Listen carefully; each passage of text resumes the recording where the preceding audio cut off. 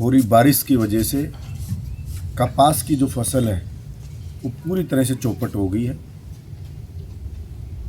फाल भी नहीं आ रहा है और जो भी थोड़े मोड़े से कपास के वो ये मानो कि 10 एक मान के चलो कोई 10-20 पीस कपास के जो हुए उसके उनमें भी कीड़े पड़ गए हैं।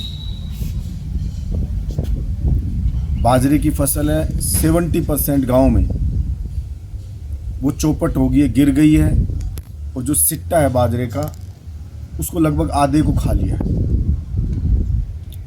इसलिए मेरी सरकार से मांग है, भजनलाल सरकार से मांग है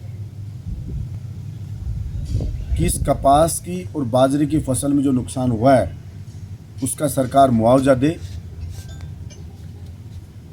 क्योंकि हमारे यहाँ पे कपास की जो फसल है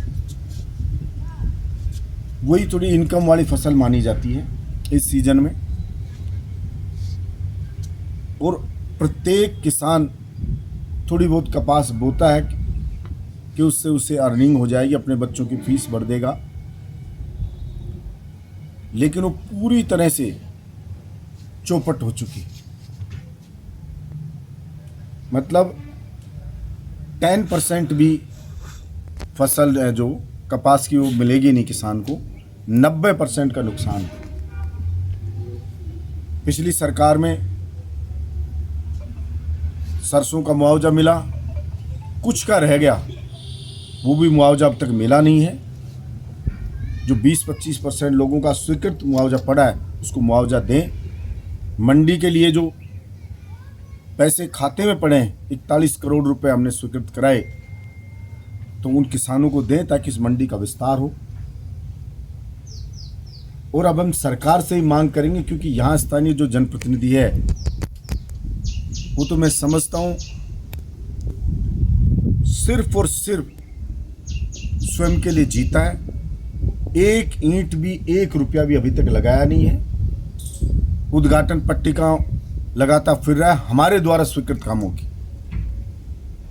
एफएस निकली हुई है पिछली सरकार की, उन्हीं के पंचायतों में कह देता 5 लाख दे देता हूँ आपको, 10 लाख की घोषणा कर देता हूँ।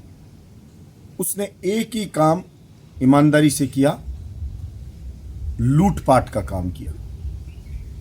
दूसरा काम उसने किया पब्लिक को बेइज्जत करने का काम किया, और कोई काम नहीं कर रहा है।